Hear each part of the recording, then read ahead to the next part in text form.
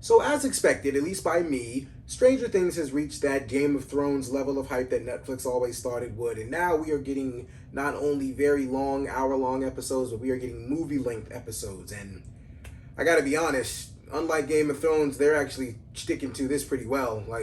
I mean, of course, Game of Thrones is a phenomenal show all the way up until that last season, but for this show to be going as long as it has, and I know it's only been 4 seasons, but we've been watching these kids grow up forever, so it's been pretty long. As long as this show's been going, they're really keeping it strong and honestly rolling out the best stuff. So, as far as I'm concerned, they can keep doing it. Guys, Stranger Things Season 4, Part 1.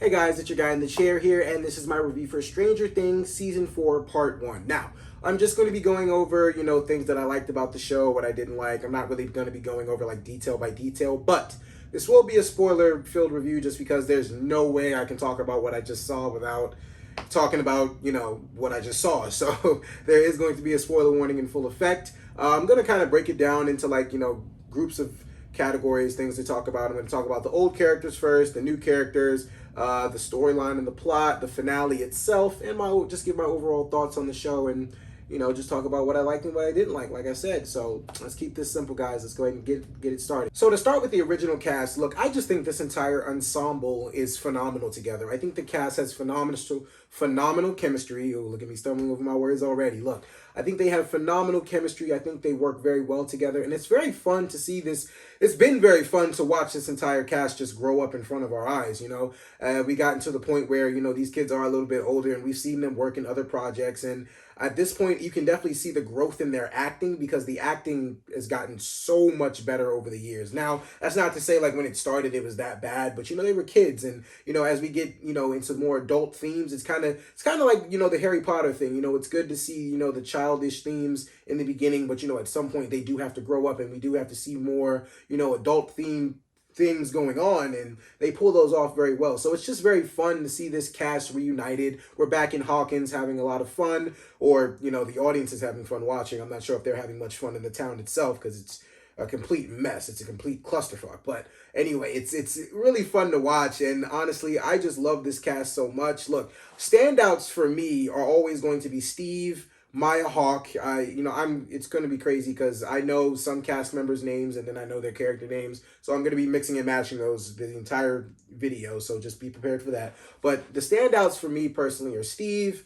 Max, Sadie Sink, Lucas. He's grown so much over the years. He's gotten so much better as an actor. Now, I did see the Cowboy Concrete movie or whatever the horse movie he was in with Idris Elba was on Netflix as well. He was pretty good in that. But for this season, his acting chops really show up. And honestly, the kids are really going through emotional things. Like for example, especially Sadie Sink, the fact that her brother Billy died in season 3, she's really getting over that fact. And the villain that we have in this new season, he feeds on that. He feeds on the things that haunt you, and it just brings out for phenomenal performances by Sadie Sink, and she really is a big standout in the show. Characters that I feel like from the original cast were pretty underused was Mike, Jonathan, Will, and for the life of me, I can't remember the stoner's friend, but he was from Booksmart. I really thought he would be a better addition to the show. He was kind of just a throwaway character, just, to get us hip to the fact that it's the 80s and people want to smoke weed all the time now. He was really just there for that purpose. I hope he has more of a purpose in part 2 than he did in this one because he really just was a walkover character. But I just felt like those three really were, didn't really have much to do. And I think once this all comes together in part 2, everybody will have more to do, and this will all come together a little more clearly. And that's not to say that this season didn't, make things very clear, because, oh, believe me, they did. But it's just, I just felt like some characters didn't have as much to do as others. So I just feel like when we get to the next part, just because I'm more of a personal fan of Mike and Will, so I really hope that, they actually are able to bring them in a little bit more. Honestly, Will hasn't been given much to do since, he disappeared in season 1. I feel like after that, he's just really there to, move certain plot points forward. But, other than that, it's not really, he really doesn't get to do much. So I really hope he gets more of a heroic moment, at least in the next season. Or not the next season, but the next part of this season.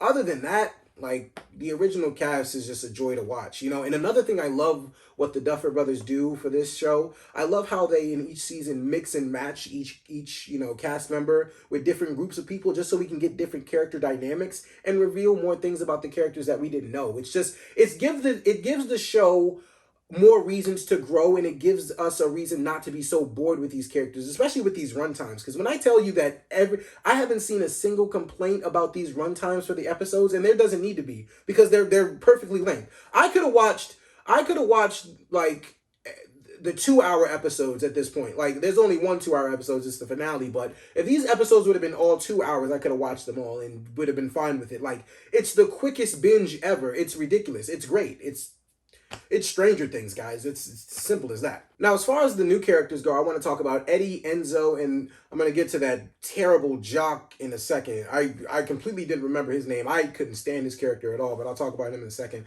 I'm going to leave the doctor character that worked with Elle for most of her flashbacks. I'm going to talk about that character in my finale segment of this video, so that's going to be a little bit more towards the end. But as far as Eddie and Enzo go, I thought they were fantastic additions to the show. I thought they added on to the dynamic of Stranger Things, which really tries to keep up with like different campy horror tones. Like, they try to go for the Scooby-Doo tone, Nancy Drew tone. In this season especially, they really went for the Nightmare on Elm Street tone. And, you know, even in the past, they went for the Ghostbusters. They kind of combine all types of spooky horror elements in this show, and they do it very well. And honestly, Eddie and Enzo are just additions to the madness and the craziness that is Stranger Things, and they do such a good job.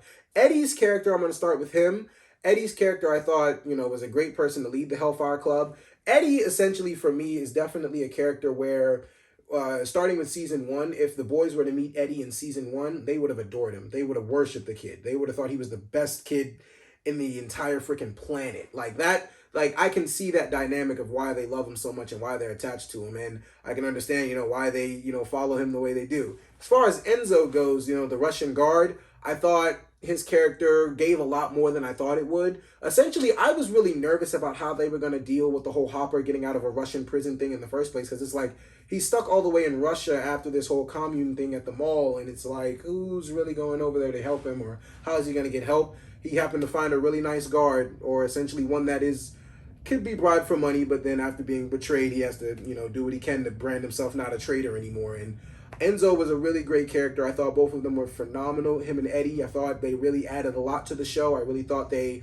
you know, just made the show fun. They really just added to the Stranger Things dynamic that we all love. Like, if you watch Stranger Things over the years, you know what you're getting from these characters. You know what you're getting from the story. Essentially, you know what you're getting in a sense, because before I watched this, I wasn't really expecting, like, for me to be so involved in these characters. I wasn't invested. That's a better word. I wasn't expecting to be so invested in these new characters. Like, they always, Stranger Things always finds a way to bring new characters in our heart, especially Maya Hawke. They find a way to bring these characters into our hearts and just leave them there. Stranger Things does a very good job of that, and I love it. Now, with that all being said, the one character that I could not stand this entire season was, it's crazy because I remember his girlfriend named Chrissy, the girl that died in the first episode. Her boyfriend, the jock, whatever, he was horrible. He was a terrible actor. He was a terrible person. He was a douche. I couldn't stand him at all. Like, he was very whiny, and I get it. You know, you need a guy in that role, but it's like, I just didn't enjoy anything about him being on screen. I didn't think, you know, he added anything to the show, but just to push a certain plot point forward of making Eddie a freak, and somebody's got to go after him just because it was his girlfriend, so he had to be the one to go after him. But when he's giving the whole town, you know, the speech on let's get up and let's go find the freak and let's go after him, and God wouldn't want us to do this. Look, man, that's just that whole monologue was just terrible. I honestly don't even know why the guy got up to leave to actually do what the kid said. I would have sat there and be like, dude, that was the worst motivational speech ever. You didn't motivate me to do anything. You suck. I would have been like the fish in SpongeBob. Oh, brother, this guy stinks! It's just terrible, man. He's not good. I really didn't enjoy his part at all. But luckily, he wasn't really in the season much. He probably, out of all the episodes, if I combine them all in one, he probably has a good 40, 45 minutes of screen time. So that's not really any if you break that up into the 7 episodes that we got. So I wasn't really that annoyed of it. But just know every time he came on screen, I I flinched. It was terrible. It was terrible. Now, as far as the story goes for this season, look, I think this is one of the best written seasons they've ever had. This is one of the best seasons in general they've ever had. But as far as the storyline goes, they had a lot to do in this season. They had a lot to tie back to because they were showing a lot of flashbacks with Elle's past and what happened in Hawkins before, you know, all her brothers and sisters died.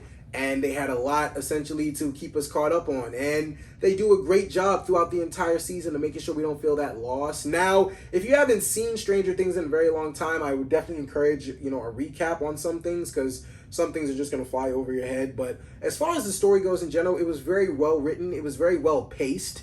And, you know, for part one, I was invested the entire time. I could, like I said, the episode runtimes don't bother me at all. It's crazy because I wanted this to be an original thought of mine when I was watching like episode 3. I was like, oh my gosh, Marvel should really learn from this. But I've already seen people tweeting it, but I'm going to say it anyway.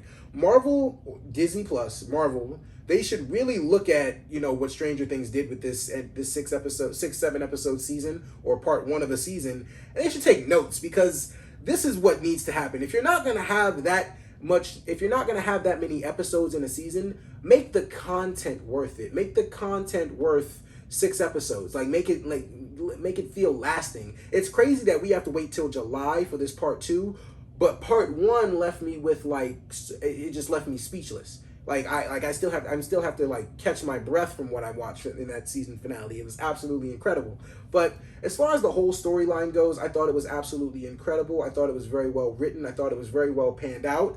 The only thing I will say about the storyline in this season, I can't say I was the biggest Jonathan and Nancy fan from the beginning, because, I mean, the whole point from the beginning was Jonathan stole Nancy from Steve anyway, because Steve was a jerk. And now we absolutely adore Steve. He's a fan favorite. And it's like, now we're trying to work their Nancy and Steve's way back to each other, because Jonathan and Nancy are long distance. And it's like, I get it, but it's just like, it didn't necessarily feel forced to me, just because it's like, I don't know, Steve just has a special place in all of our hearts now, so it's like, are we just replacing him with Jonathan? I don't know, I just felt like that decision was kind of just thrown in there, and I feel like just because Steve is more of a fan favorite than Jonathan, they wanted to push Steve and Nancy back together. I feel like that was more of a narrative thing. I feel like they just wanted to push that for the fans, and I can't necessarily complain about it, but it's just like, I felt like that was a very random choice. I do get the fact that Nancy and Jonathan were long distance, but it's like,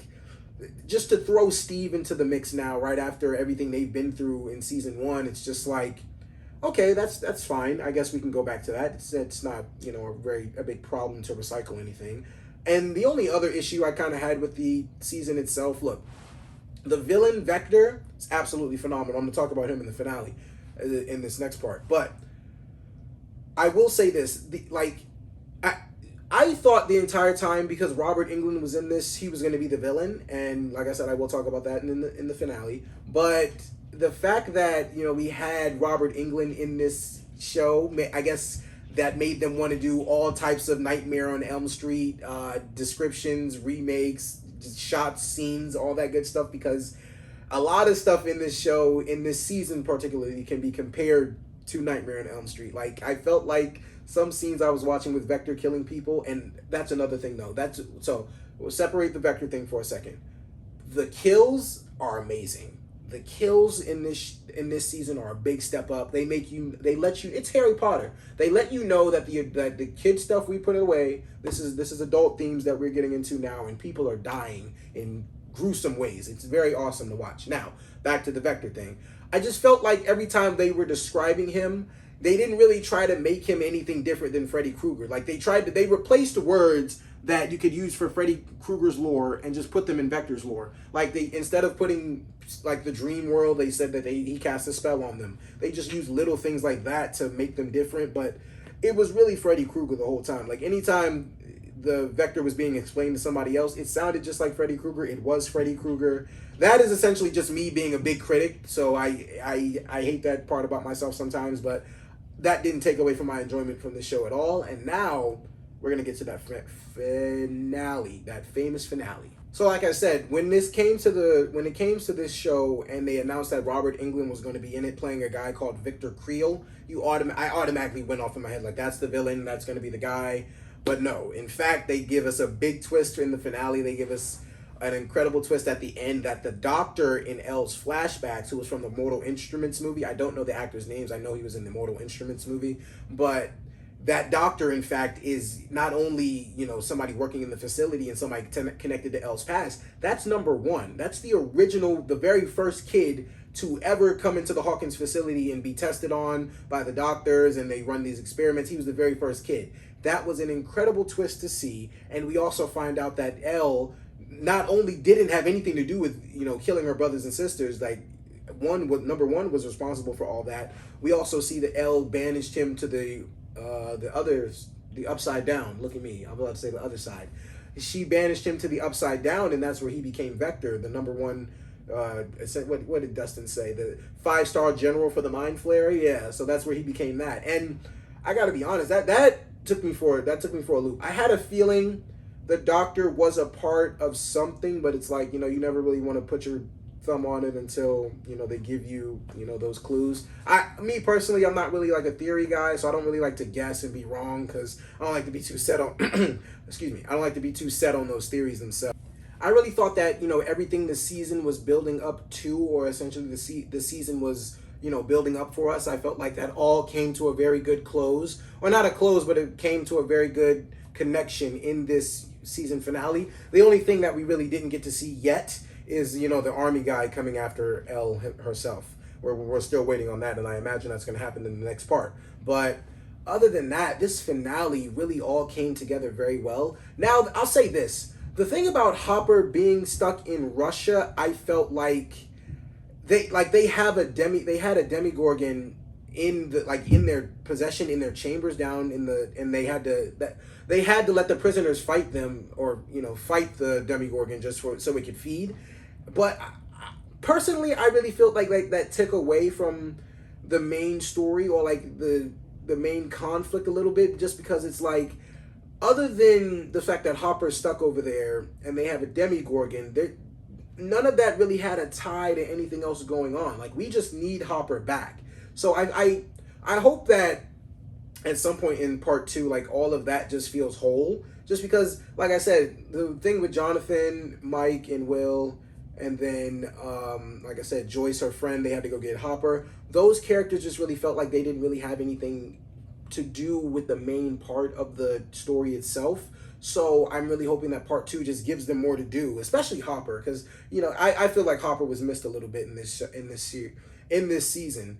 Now, of course, him and Enzo's relationship, him being stuck, I was entertained by that, but I wasn't necessarily like feeling I needed it. I was really wanting everything to do with Vector, L's past, like all that was the most interesting stuff in the season to me. But I really hope that they just give them more to do in the next part. Now, like I said, in the finale, they fight this Demigorgon, they get away from it, they're able to see each other, and now, they got to go back to America and make sure they save the world. That's all going to come together in part 2. It's just, I don't know, the prison part just felt kind of a little underwhelming for me, just because I felt like there'd be more there. Maybe I felt like there'd be more of a connection of why the Russians are so obsessed with the Demigorgons and the Upside Down and things like that. Maybe there was more of a story to build upon there, but maybe there's not. But I guess we got to watch more to find out. But other than that, the entire finale I just thought wrapped up together very well. One thing I can't really stand, or I guess, like I said, I have to watch maybe Stranger Things again to really notice, why do the parents in this show really never seem concerned that well, of course they're concerned, but it's like, I just feel like these parents are either not learning their lessons, or they just really think that their kids can handle. Like, I know that nobody's really telling them what's going on in this town as far as the supernatural aspects goes. But if something like crazy was going on every 3-6 months in my town, there's no way I'd let my kids go out that much, or essentially just keep escaping and doing stuff like that. But it is TV, and it does have to happen. So, and I'm definitely rambling at this point. But the finale was awesome. I enjoyed it all, except for the parts that, of course, I said I didn't enjoy. But I'm going to get to my overall thoughts right now. So overall, not only did I think this is one of the best seasons Stranger Things had to offer, I think this is one of the best seasons of a Netflix show in a very long time. I think that Stranger Things is absolutely killing it. I think, honestly, for for all the waiting we had to do for this season to come out, I honestly got to say it was worth the wait, because they made sure that, you know, we were entertained by the characters that we loved. They made sure we were invested in new characters that we saw, and they made sure they gave us a villain and a story that just compelled us to our core. And I really loved every second of this season. I do have, like I said, I'm a critic at the end of the day, so I am going to have my nitpicks, but those nitpicks didn't really mess with me that bad, except for that kid's name. I don't know his name. The jock in the show, he was horrible. He ruined my show. He ruined Stranger Things for me every time. I was good with his little crew, like his little band of, you know, other little jockeys. That's cool. Him as the leader was horrible. Him as the leader was awful. I don't ever want to see that again. I honestly hope his character is the next one to be Vector's victim, so we can just get that over with in the next part, because I don't want to see that at all. But overall, guys, it's a phenomenal season. I really hope, you know, you guys watch. Stranger Things is definitely one of those shows to get invested in. It's definitely one of the best shows of 2022 so far. It's not better than Winning Time, because I did say that already, but this is definitely one of my favorite seasons of Stranger Things. Honestly, it's probably the best season of Stranger Things, and if you haven't seen it, I would get on that as soon as possible, guys. This is your guy in the chair. Thank you so much for watching.